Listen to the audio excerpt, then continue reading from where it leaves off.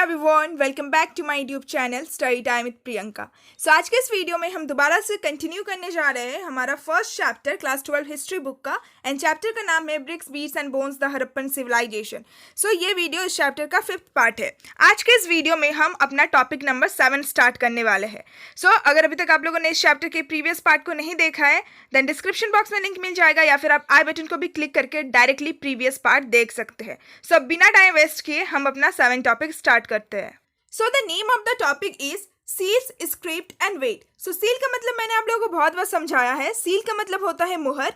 Next is script. Script का मतलब होता है लिपि, एक पर्टिकुलर स्टाइल ऑफ राइटिंग।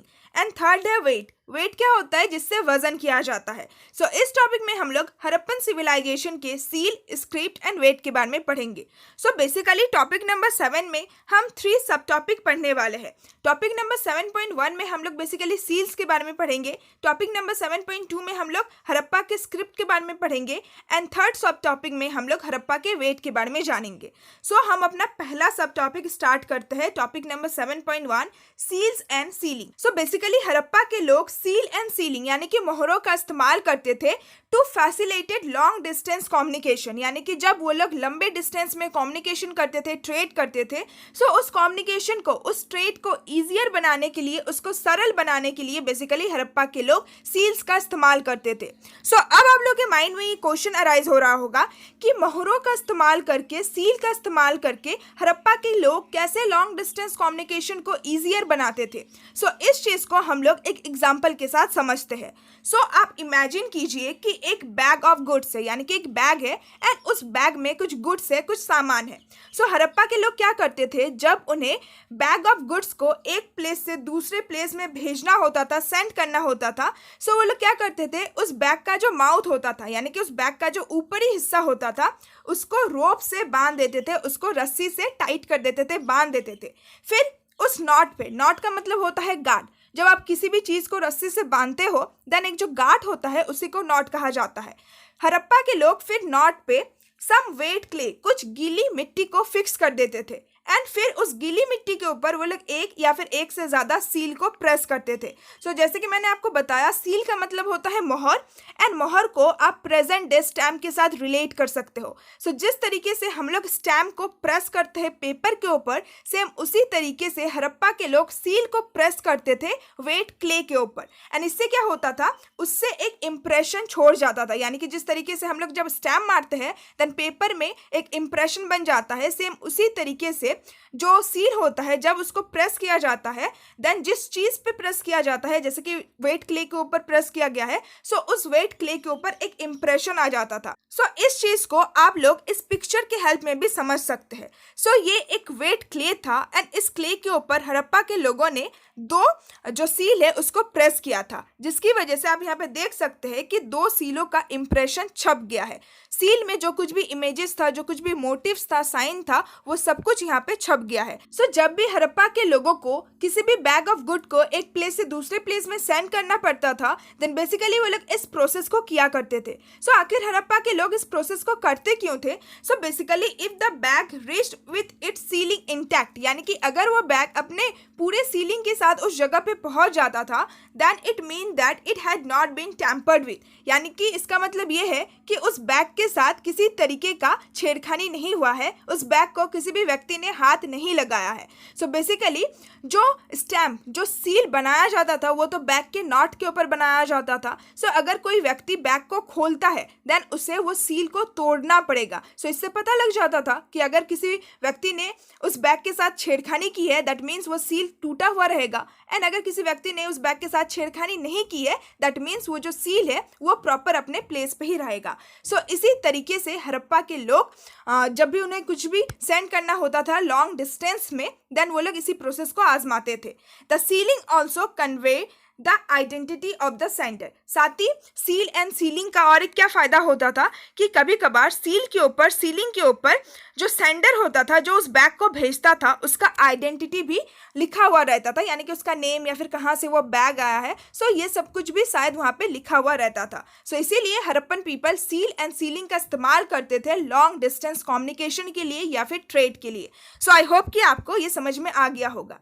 सो अब हम नेक्स्ट टॉपिक की तरफ बढ़ते हैं, topic number 7.2 an enigmatic script. So script का मतलब तो मैंने आप लोगों को समझा दिया, स्क्रिप्ट का मतलब होता है लिपि। अब एनिजमेटिक का मतलब क्या होता है? सो बेसिकली एनिजमेटिक का मतलब होता है मिस्टीरियस, डिफिकल्ट टू अंडरस्टैंड। सो इस टॉपिक में हम लोग एक ऐसे स्क्रिप्ट, एक ऐसे लिपि, एक ऐसे सिस्टम ऑफ राइटिंग के बारे में पढ़ने वाले हैं जिसको समझना बहुत ज़्यादा मुश्किल है, जो कि बहुत ज़्यादा मिस्टीरियस है। So let's start our topic. So basically archaeologist को जितने भी हड़प्पन सील्स मिले हैं, जितने भी हड़प्पा में मोहर मिले हैं, उन सारे मोहरों में कुछ ना कुछ लिखा गया था। सो आर्कियोलॉजिस्ट के अकॉर्डिंग हो सकता है कि सील में बेसिकली जो ओनर होता है, जो सील का ओनर है, जो मालिक है, उसका नाम या फिर उसका कोई टाइटल लिखा होगा। इसके अलावा कुछ स्कॉलर्स ने ये भी सजेस्ट किया कि सील के ऊपर जो मोटिव बने हुए थे। सो इंट्रोडक्शन में जब मैं हड़प्पन सील को एक्सप्लेन कर रही थी, तब मैंने आप लोगों को बताया था कि हड़प्पा में जितने भी सील्स मिले हैं उसमें बेसिकली एक लाइन ऑफ राइटिंग भी था, यानी कि कुछ लिखा गया था। इसके अलावा उसमें कुछ मोटिव्स, कुछ एनिमल्स के पिक्चर्स एंड डिजाइन्स भी बने हुए थे। सो कुछ स्कॉलर्स के अकॉर्डिंग ये जो मोटिव्स है, एनिमल्स के जो पिक्चर्स है, जो डिजाइन है, वो शायद उन लोगों के लिए कुछ मीनिंग कन्वे करता होगा जो कि पढ़ नहीं पाते थे। यानी कि हड़प्पा के सील में जो कुछ लिखा हुआ रहता था वो लिटरेट पर्सन के लिए होता था, यानी कि पढ़े लिखे व्यक्ति के लिए होता था। एंड हड़प्पा के सील में जो पिक्चर्स बने हुए रहते थे वो बेसिकली इलिटरेट पर्सन के लिए होता था, यानी कि अनपढ़ लोगों के लिए होता था। सो ये सब कुछ आर्कियोलॉजिस्ट एंड स्कॉलर्स ने सजेस्ट किया। फिर हमें बता रखा है that most of the inscription are short and the longest containing about 26 sign. यानी कि हड़प्पन सिविलाइजेशन में जितने भी आर्कियोलॉजिस्ट को इंस्क्रिप्शन मिले हैं, ज़्यादातर वो सारे इंस्क्रिप्शन शॉर्ट थे, बट एक लॉन्गेस्ट इंस्क्रिप्शन मिला है एंड उस लॉन्गेस्ट इंस्क्रिप्शन में करीब 26 साइन मिले हैं। Although the script remains undeciphered to date. So जैसे कि मैंने आप लोगों को बताया था कि जो हड़प्पन स्क्रिप्ट है, जो हड़प्पन लिपि है, उसको आज तक डेसिफर नहीं किया गया है। डेसिफर यानी कि उसका अर्थ निकालना, उसको समझना, फॉर्म ऑफ राइटिंग को समझना कि वो किस लैंग्वेज में लिखा गया है, किस तरीके से लिखा गया है। सो आज तक किसी भी स्कॉलर एंड आर्कियोलॉजिस्ट नहीं समझ पाए कि हड़प्पन किस फॉर्म के राइटिंग का, किस स्टाइल के राइटिंग का इस्तेमाल करते थे लिखने के लिए। बट ये ज़रूर आर्कियोलॉजिस्ट को श्योरिटी हो गई है कि जो भी हड़प्पन्स लिखा करते थे वो अल्फ़ाबेटिकल नहीं होता था। सो बेसिकली हमारे जो इंग्लिश अल्फ़ाबेट है, 26 हमारे अल्फ़ाबेट है जिसमें वोवल एंड कॉन्सोनेंट रहते हैं। बट जो हड़प्पा के लोग जिस स्क्रिप्ट का इस्तेमाल करते थे वो अल्फ़ाबेटिकल नहीं होता था, बट उनमें बहुत सारे साइन होते थे। सो करीब 375 से लेकर 400 तक के साइन होते थे। सो आर्कियोलॉजिस्ट को जितने भी इंस्क्रिप्शंस मिले हैं, जितने भी सील मिले हैं, सो उन सारे सीलों में करीब आर्कियोलॉजिस्ट को 375 से लेकर 400 तक साइन मिले हैं। दैट मीन्स कि हड़प्पन पीपल बहुत सारे साइन का इस्तेमाल करते थे लिखने के लिए। फॉर एग्जाम्पल कि मुझे अगर कुछ लिखना है देन मैं कुछ साइन बना के लिख रही हूँ। जैसे कि मुझे P लिखना है सो मैंने कुछ ऐसा साइन बना दिया, मुझे M लिखना है तो मैंने कुछ ऐसा साइन बना दिया। सो इस तरीके से वो लोग साइन का इस्तेमाल करते थे लिखने के लिए। So the script was written from right to left, यानी कि हड़प्पन पीपल जो कुछ भी लिखते थे वो बेसिकली राइट से लेफ्ट की तरफ लिखा करते थे। सो हम लोग बेसिकली नॉर्मली जब हम लोग लिखते हैं इंग्लिश या फिर हिंदी, सो हम लोग बेसिकली लेफ्ट से राइट की तरफ लिखा करते हैं। सो जैसे कि आप इस पेज में ही देख सकते हैं, जो कुछ भी लिखा हुआ है वो बेसिकली लेफ्ट से लेकर राइट की तरफ लिखा गया है। बट हड़प्पा के लोग क्या करते थे, वो लोग राइट से स्टार्ट करते थे एंड लेफ्ट की तरफ वो लोग खत्म किया करते थे। सो अब आप लोग के माइंड में और एक क्वेश्चन अराइज हो रहा होगा कि आर्कियोलॉजिस्ट को तो पता ही नहीं है कि हड़प्पा के लोग किस स्क्रिप्ट का इस्तेमाल करते हैं, वो तो आज तक अनडेसिफर है। सो आर्कियोलॉजिस्ट ने कैसे पता लगाया कि हड़प्पा के लोग राइट से लेफ्ट की तरफ लिखा करते थे? सो इसका भी सबूत है, आर्कियोलॉजिस्ट कुछ भी ऐसे ही नहीं बोल देते हैं। सो बेसिकली अगर आप इस पेज ऑफ राइटिंग को ही देख लेंगे, सो जब भी हम लोग लेफ्ट से लेकर राइट की तरफ लिखते हैं देन हमारा जो लेफ्ट पार्ट होता है उसमें एक प्रॉपर लाइनिंग बना हुआ रहता है, साथ ही एक स्पेस भी होता है। सो जब भी आप लोग अपने कॉपी में लिखते हो, मान लीजिए ये कॉपी है, सो जब भी आप लोग अपना राइटिंग स्टार्ट करते हो देन आप जो लेफ्ट साइड है उसमें एक थोड़ा स्पेस देते हो एंड फिर आप लोग लिखना स्टार्ट करते हो। बट आर्कियोलॉजिस्ट को हड़प्पन सील में ये देखने को मिला है कि बेसिकली राइट साइड में उन्हें स्पेस देखने को मिला है, राइट साइड में थोड़ा ब्लैंक स्पेस है, थोड़ा फाका जगह है, एंड लेफ्ट साइड में जो लेटर्स है वो बहुत ज़्यादा क्रैम्पिंग है। यानी कि अगर आप लेफ्ट से स्टार्ट करेंगे राइटिंग लिखना, देन आपको लेफ्ट साइड में तो एक प्रॉपर लाइन में आप लोग लिखेंगे, बट अगर आप देखेंगे राइट साइड में देन सारे जो लेटर्स है वो एक प्रॉपर लाइनिंग में नहीं रहते हैं। फॉर एग्जाम्पल ये जो चारों लाइन है ये तो सेम है, बट यहाँ पे आप देख सकते हैं जो पांचवा लाइन है यहाँ पे हमारा सेंटेंस खत्म होता है, देन हमने यहाँ पे गैप छोड़ दिया है। सो इससे हमें पता चल जाता है कि राइटिंग कहाँ से स्टार्ट किया गया है, लेफ्ट से कि राइट से। सो आप इसी चीज को उल्टा कर दीजिए, हड़प्पा के लोग राइट साइड से लिखा करते थे, सो राइट साइड में आर्कियोलॉजिस्ट को एक लाइनिंग मिला है, प्रॉपर लाइनिंग मिला है, एंड लेफ्ट साइड में उन्हें बेसिकली जो लेटर्स थे वो क्रैम्पिंग मिले हैं, यानी कि लेटर्स में थोड़े स्पेस वगैरह थे। सो आई होप कि आपको ये बहुत अच्छे से समझ में आ गया। इसके अलावा हमें बता रखा है कि हड़प्पा के लोग वैरायटी ऑफ ऑब्जेक्ट्स यानी कि बहुत सारे ऑब्जेक्ट्स के ऊपर लिखा करते थे। आर्कियोलॉजिस्ट को सिर्फ सील के ऊपर ही राइटिंग का सबूत नहीं मिलता है, बल्कि और भी बहुत सारे ऑब्जेक्ट्स के ऊपर मिलता है, जैसे कि copper tools, RIMS of jars, copper and terracotta tablet, jewelry, bone rods and even an ancient signboard. So इन सारे ऑब्जेक्ट्स के ऊपर आर्कियोलॉजिस्ट को राइटिंग का सबूत मिलता है। इनमें से सबसे जो इम्पोर्टेंट है वो है एक एंशियंट साइन बोर्ड। जब हमने पेज का स्टार्टिंग किया था, ये जो आप देख रहे हैं ये एक एंशियंट साइन बोर्ड है जो कि आर्कियोलॉजिस्ट को एक्सकेवेशन के दौरान मिला है। इस साइन बोर्ड में क्या लिखा हुआ है ये आज तक पता नहीं चला है। ये सारे जो साइन बने हुए हैं इसका आखिर मतलब क्या है ये आर्कियोलॉजिस्ट को आज तक नहीं पता लगा है। अभी तक हड़प्पन स्क्रिप्ट डेसिफर नहीं है, बट इससे हमें ये जरूर पता चल जाता है कि हड़प्पा के लोगों को लिखना आता था एंड हड़प्पा के लोग भी लिटरेट थे, यानी कि वो लोग भी पढ़े लिखे थे। विद दिस हमारा टॉपिक नंबर 7.2 कंप्लीट होता है। Now let's move to our next topic, topic number 7.3 which is weight, यानी कि जिससे वजन किया जाता है। जो एक्सचेंजेस होते थे, जैसे कि पहले भी डिस्कस किया है हमने कि उस टाइम पे कॉइन्स एंड पैसे वगैरह, नोट्स वगैरह तो थे नहीं कि डायरेक्टली कुछ भी सामान लो उसके बदले में पैसे दे दो, नहीं, बल्कि उस टाइम पे बार्टर सिस्टम था where goods are directly exchange for goods. Harappa के लोग जब एक्सचेंज करते थे गुड्स का, इसके लिए वो लोग एक बहुत ही प्रॉपर सिस्टम ऑफ वेट का भी इस्तेमाल करते थे। एंड जो हड़प्पन वेट रहते थे वो बेसिकली एक तरीके के स्टोन, एक तरीके के पत्थर से बनता था एंड उस पत्थर को चर्ट कहा जाता था। इसके अलावा वो जो वेट होता था वो क्यूबिकल शेप में रहता था, यानी कि क्यूब के फॉर्म में होता था एंड उसमें कोई भी मार्किंग नहीं रहता था। इसको अगर आप प्रेजेंट डे के वेट के साथ कंपेयर करेंगे, हमारा जो प्रेजेंट डे का वेट है उसमें बेसिकली मार्किंग रहता है कि 1 किलो का है या फिर 2 किलो का है, 500 ग्राम का है, ऊपर में लिखा हुआ रहता है। बट हड़प्पा में जो भी वेट मिले है उसमें कोई भी मार्किंग नहीं है कि वो कितना केजी का है या फिर कितना ग्राम का है। इसके अलावा हमें ये भी बता रखा है जो लोअर डोमिनेशन ऑफ वेट होता था वो बेसिकली बाइनरी में होता था, जैसे कि 1, 2, 4, 8, 16, 32, यानी कि इसका जो बेस है वो है 2, 2 के पावर में 0, 2 के पावर में 1, 2 के पावर में 2। अगर आप इसको कंटिन्यू रखेंगे देन इसका आंसर आएगा 1, 2, 4, 8, 16, 32। एंड ये जो बाइनरी नंबर होता था ये करीब 12,800 तक होता था। इसके अलावा जो हायर डोमिनेशन होता था वो डेसिमल सिस्टम को फॉलो करता था। फिर हमें बता रखा है कि जो स्मॉलर वेट थे, जो छोटे छोटे वेट थे, वो प्रोबेबली इस्तेमाल किया जाता होगा ज्वेलरी या फिर बीड्स के वजन करने के लिए। फॉर एग्जाम्पल किसी व्यक्ति ने कोई ज्वेलरी लिया, अब ज्वेलरी तो बहुत ज़्यादा छोटे होते हैं, बीड्स तो बहुत ज़्यादा छोटे होते हैं, बहुत ज़्यादा हल्के होते हैं, उसको वेट करने के लिए, उसका वजन करने के लिए छोटे छोटे वेट्स का इस्तेमाल किया जाता था। इसके अलावा आर्कियोलॉजिस्ट को एक मेटल स्केल पैन यानी कि एक मेटल से बना तराजू भी मिला है एक्सकेवेशन के दौरान। विद दिस हमारा टॉपिक नंबर 7 कंप्लीट होता है। Now let's move to our next topic, topic number 8, ancient authority. Authority का मतलब क्या होता है? ऑथोरिटी का मतलब होता है पावर टू गिव ऑर्डर या फिर टू मेक डिसीजन। इस टॉपिक में हम लोग पढ़ेंगे कि क्या हड़प्पन सिविलाइजेशन में कोई एक ऐसा व्यक्ति होता था जिसके पास ये ऑथोरिटी होता था, पावर होता था कि वो डिसीजंस बनाए और साथ ही ऑर्डर दे। इस टॉपिक में हम लोग इसी चीज़ को पढ़ने वाले हैं। Let's start our topic. There are indication of complex decision being taken and implemented in the Harappan society.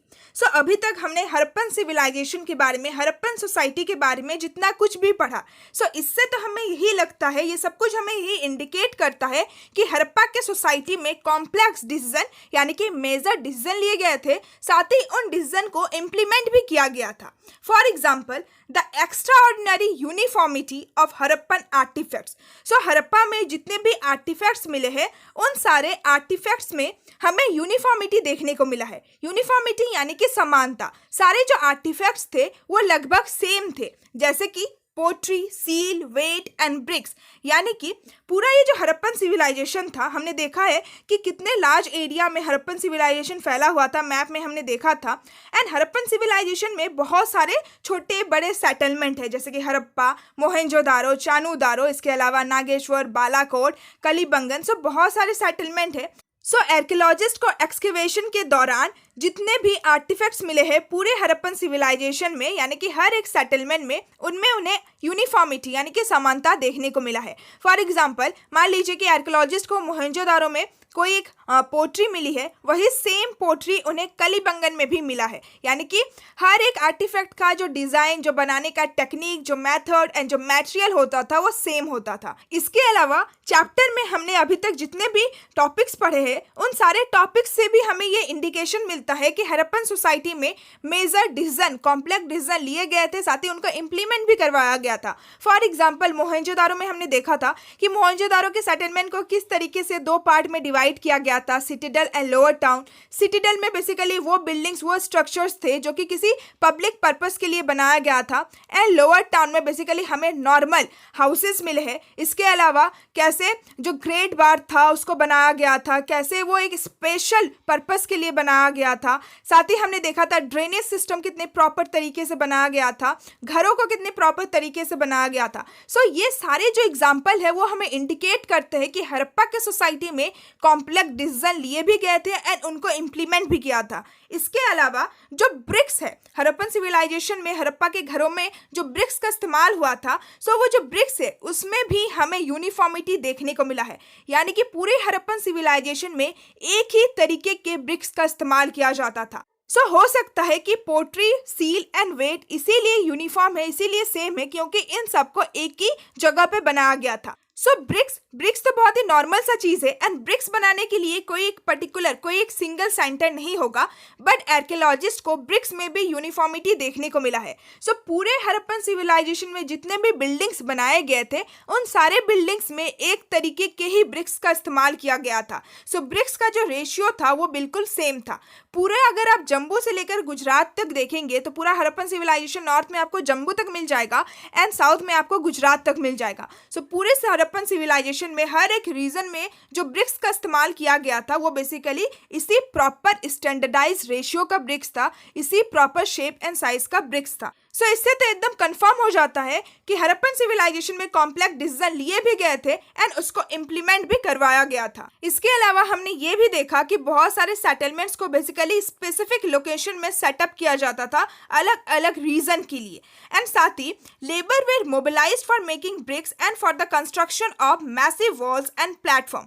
यानी कि लेबर को संगठित भी किया जाता था ब्रिक्स बनाने के लिए, और साथ ही जो मैसिव वॉल था, यानी कि हमने पढ़ा था कि मोहेंजोदारो का जो सेटलमेंट था वो चारों तरफ से फोर्टिफाइड था, यानी कि चारों तरफ से वॉल से घेरा हुआ था। सो ये जो मैसिव, ये जो बड़े बड़े वॉल्स थे एंड साथ ही जो प्लेटफॉर्म था जिसके ऊपर सिटाडेल बनाया गया था, सो इन सारे कंस्ट्रक्शन के लिए लेबर्स को मोबिलाइज्ड भी किया गया था।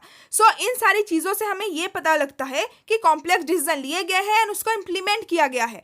बट क्वेश्चन यहाँ पे मेन ये अराइज होता है कि हु ऑर्गेनाइज दिस एक्टिविटीज। आखिर इन सारे एक्टिविटीज को ऑर्गेनाइज कौन करता था, कौन वो व्यक्ति था जो कि इन सारे कॉम्प्लेक्स डिसीजन को लेता था एंड इन सारे डिसीजन को इम्प्लीमेंट करवाता था हड़प्पा के सोसाइटी में। सो ये हमारा मेन क्वेश्चन है इस टॉपिक का, एंड इन सारे क्वेश्चन का आंसर हमें अपने नेक्स्ट टॉपिक में मिलेगा, यानी कि 8.1 टॉपिक में हम लोग इन सारे क्वेश्चन का आंसर फाइंड आउट करने की कोशिश करेंगे। सो टॉपिक का नाम है palaces and Kings. So if we look for a center of power or for depiction of people in power, archaeological records provide no immediate answer. यानी कि अगर हम देखें about the centre of power, यानी कि हड़प्पन सिविलाइजेशन में power किसके पास था, या फिर एक ऐसे पर्सन की डिपिक्शन को हम लोग देखना चाहे, एक ऐसे पर्सन की पिक्चर को हम देखना चाहे जो कि पावर में था।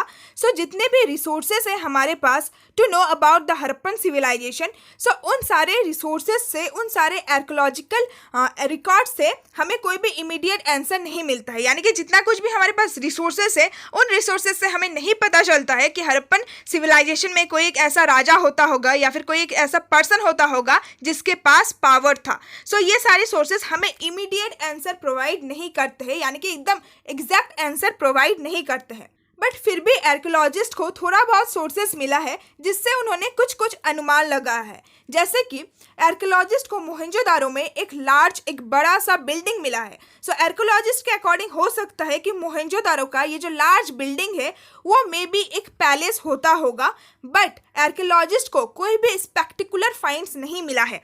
यानी कि जब आर्कियोलॉजिस्ट ने पैलेस की बात की है, सो बेसिकली पैलेस का नाम सुन के ही हमारे माइंड में एक इमेज बन जाता है कि पैलेस यानी कि एक राजमहल जहाँ पे बहुत सारे स्पेक्टिकुलर सामान होंगे, असाधारण रॉयल चीज़ें होंगे। बट आर्कियोलॉजिस्ट को कोई भी रॉयल चीज़, कोई भी असाधारण सामान नहीं देखने को मिला है। सो इससे ये प्रूव नहीं होता है कि ये जो लार्ज बिल्डिंग है ये कोई पैलेस रहा होगा उस टाइम में। इसके अलावा आर्कियोलॉजिस्ट को दूसरा एविडेंस मिला है। सो आर्कियोलॉजिस्ट को एक स्टोन का स्टैचू मिला है जो कि आप पिक्चर में देख सकते हैं। सो आर्कियोलॉजिस्ट के अकॉर्डिंग हो सकता है ये जो स्टोन स्टैचू है ये कोई प्रिस्ट किंग रहा होगा।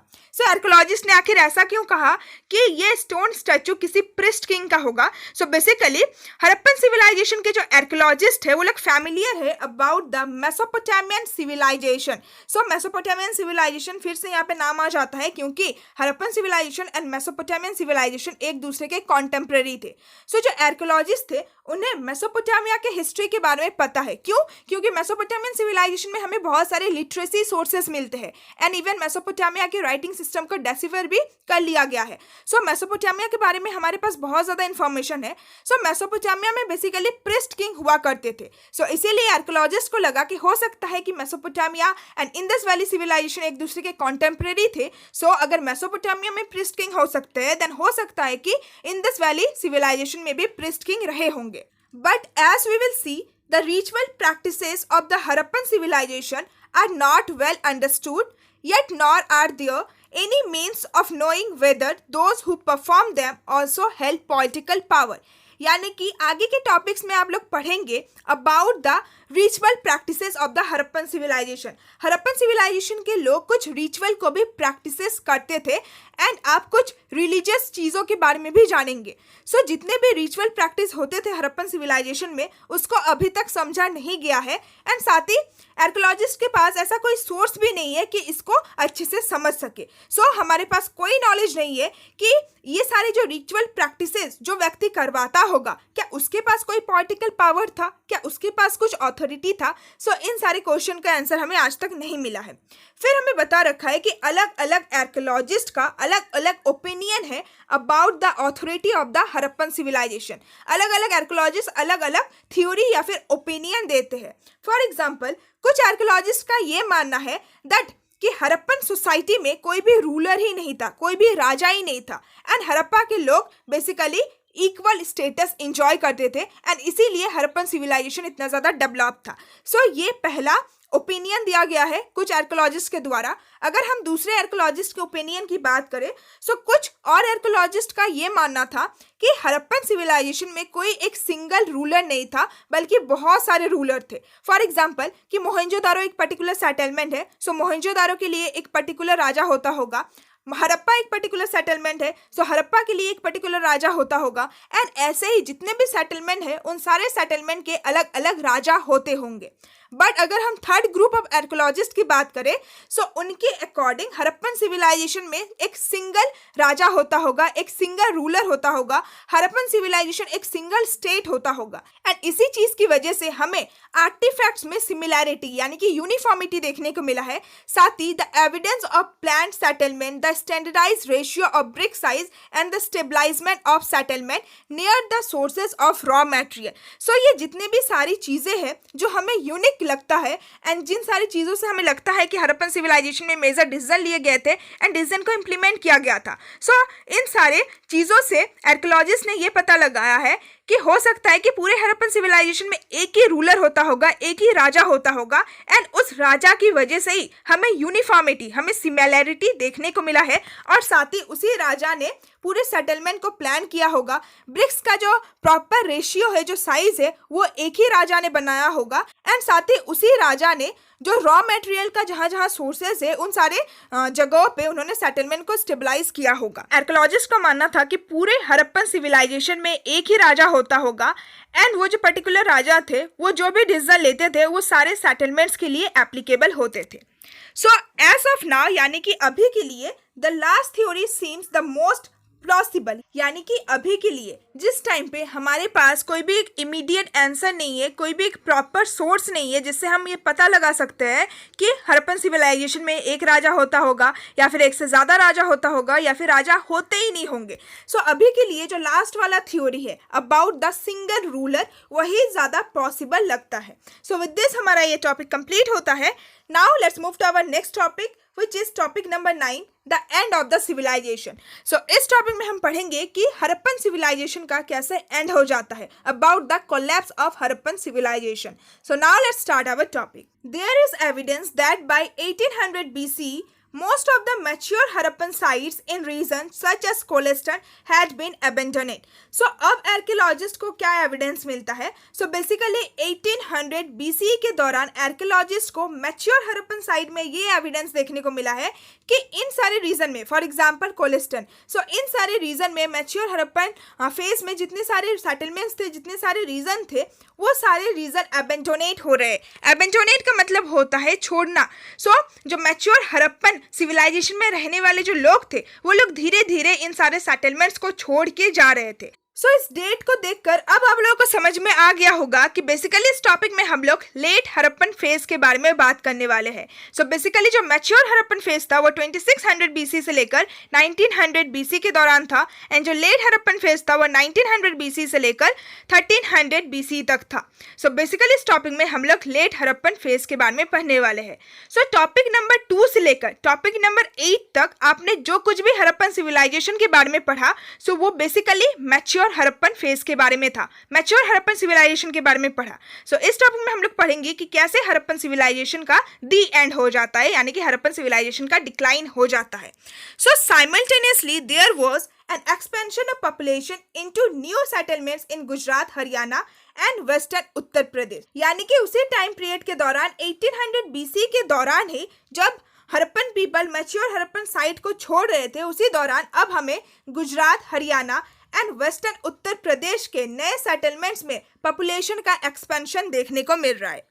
In the few Harappan sites that continue to be occupied after 1900 BC, there appears to have been a transformation in material culture. यानी कि कुछ ऐसे हड़प्पन साइट्स थे, मैच्योर हड़प्पन साइट्स थे जो करीब 1900 BC के बाद भी ऑक्युपाइड रहते हैं, यानी कि कुछ ऐसे लोग थे जो 1900 BC के बाद भी उसी रीजन पे रहते हैं। बट हमें डिफरेंस ये देखने को मिला है कि इस टाइम पीरियड के बाद से जो मैच्योर हड़प्पन साइट था या फिर जो मैच्योर हड़प्पन जो सेटलमेंट्स थे वहाँ पे मैटेरियल कल्चर का ट्रांसफॉर्मेशन हो रहा था। एंड ये चीज़ कैसे पता लगता है? By the disappearance of the distinctive artifacts of the civilization. So जितने भी विशेष आर्टिफैक्ट्स थे हड़प्पन सिविलाइजेशन के, जैसे कि weight, seal, special beads, writing, long distance trade and craft specialisation, वो सारे धीरे धीरे डिसअपीयर हो रहे थे, उनका जो एग्जिस्टेंस था वो खत्म हो रहा था, ये सब कुछ लुप्त हो रहे थे। सो बेसिकली 1900 BC के बाद से वो सारे हड़प्पन साइट जहाँ पे थोड़े बहुत लोग रहते थे, बट हमें ये सारे जो इम्पोर्टेंट चीज़ें थी, जो डिस्टिंक्टिव चीज़ें थी, वो सारी चीज़ें अब हमें देखने को नहीं मिला है।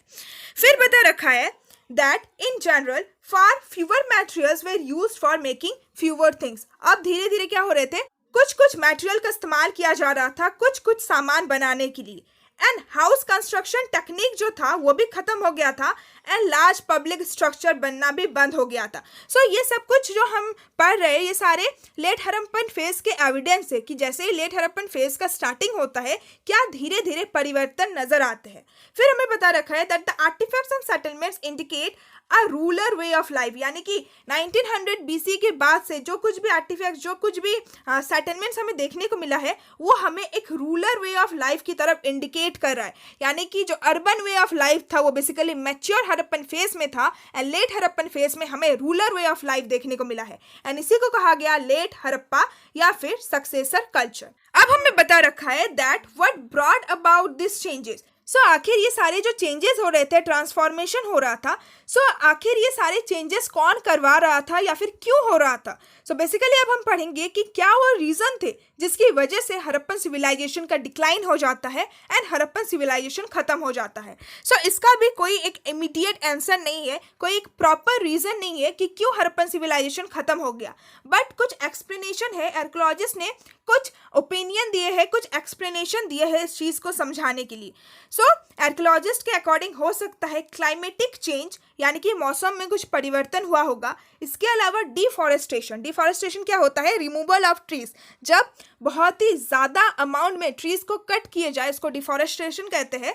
सो डिफॉरेस्टेशन या फिर एक्सेसिव फ्लड, बहुत ज़्यादा बाढ़ आना, शिफ्टिंग और ड्राइंग अप ऑफ रिवर्स. जो नदियाँ थी हड़प्पन सिविलाइजेशन के सामने वो सारे नदियों ने अपना रास्ता मोड़ लिया होगा या फिर वो सारी नदियाँ सूख गई होंगी या फिर ओवर यूज ऑफ लैंडस्केप.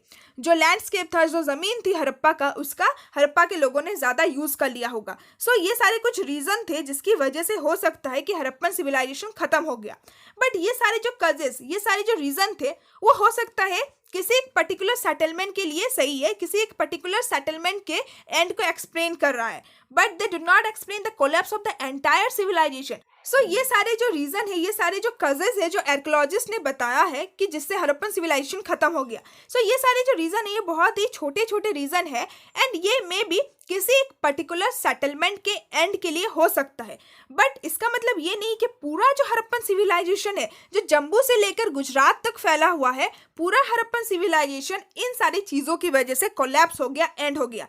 सो इसीलिए हड़प्पन सिविलाइजेशन कैसे खत्म हुआ, क्यों खत्म हुआ, इसका प्रॉपर आंसर अभी तक आर्कियोलॉजिस्ट के पास नहीं है.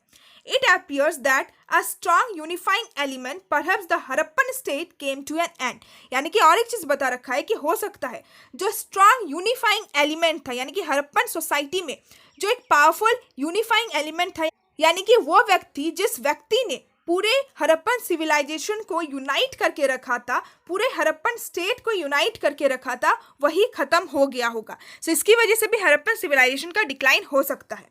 एंड हड़प्पन सिविलाइजेशन का डिक्लाइन का हमें कहाँ से एविडेंस मिलता है, क्या कि हमारे पास सबूत है जिससे हमें पता चलता है कि हड़प्पन सिविलाइजेशन खत्म हो गया. So basically bye the disappearance of the seal, जो हड़प्पा के मोहर है वो डिसअपियर होना यानी कि ख़त्म होना स्टार्ट हो जाते हैं, लुप्त होना स्टार्ट हो जाते हैं. इसके अलावा हड़प्पा के जो स्क्रिप्ट थे, जो डिस्टिंक्टिव यानी कि बहुत ही विशेष तरह के बीड्स थे, पोट्री थे, and the shift from the standardise weight system to the use of local weight, यानी कि जो एक प्रॉपर वेट सिस्टम का इस्तेमाल करते थे वो लोग, जहाँ पे वो लोग बाइनरी एंड डेसिमल सिस्टम का इस्तेमाल करते थे. सो वो जो प्रॉपर स्टैंडर्डाइज वेट सिस्टम था वो भी धीरे धीरे एक लोकल वेट सिस्टम में चेंज हो रहा था. इसके अलावा जो हड़प्पा के शहर थे वो भी डिक्लाइन हो रहे थे, ख़त्म हो रहे थे, लोग शहरों को छोड़ के जा रहे थे. सो ये सारे हमारे पास एविडेंस है जिससे हमें पता चलता है कि हड़प्पन सिविलाइजेशन का एंड हो जाता है, हड़प्पन सिविलाइजेशन कोलैप्स हो जाता है. एंड फिर हमारे इंडियन सबकॉन्टिनेंट को करीब 1000 ईयर तक वेट करना पड़ता है न्यू सिटीज़ के डेवलपमेंट के लिए इन अ कम्प्लीटली डिफरेंट जोन, यानी कि एकदम अलग जगह पे. सो बेसिकली हड़प्पन सिविलाइजेशन के एंड होने के बाद करीब 1000 के बाद हमें दूसरे सिविलाइजेशन का डेवलपमेंट देखने को मिलता है. एंड बेसिकली ये जो डेवलपमेंट होता है वो उसी पर्टिकुलर एरिया पे नहीं होता है बल्कि दूसरे एरिया में होता है. सो इस चीज़ के बारे में आप लोग अपने नेक्स्ट चैप्टर में पढ़ने वाले हैं. सो विद दिस हमारा टॉपिक नंबर 9 भी कंप्लीट होता है. सो आई होप कि आप लोगों को इस वीडियो में मैंने जो 3 टॉपिक्स आप लोगों को पढ़ाए हैं, टॉपिक नंबर 7, 8 एंड 9, वो बहुत ही अच्छी तरीके से समझ में आ गया होगा. मैंने अपनी बेस्ट देने की कोशिश की है कि मैं जितना जितना ज़्यादा अच्छे से हो सकूँ आप लोगों को समझा सकूँ। सो आई होप कि आप लोगों को मेरा एक्सप्लेनेशन अच्छा लगा। सो अगर चैप्टर समझ में आया then please like my video, share my video with all your friends, and जो बाकी के टॉपिक्स है वो हम अपने नेक्स्ट वीडियो में कवर करेंगे। सो बेसिकली अब सिर्फ और सिर्फ 2 टॉपिक ही बाकी रह गए हैं। सो टॉपिक नंबर 10 हम अपने नेक्स्ट वीडियो में करेंगे एंड टॉपिक नंबर 11 हम अपने लास्ट वीडियो में करेंगे। सो अब बस 2 और वीडियो बनना बाकी है। एंड कमेंट मी डाउन कि आपको मेरा एक्सप्लेनेशन कैसा लगा। So see you all soon in my next video. Till then bye bye and stay tuned with my channel and thanks for watching my video.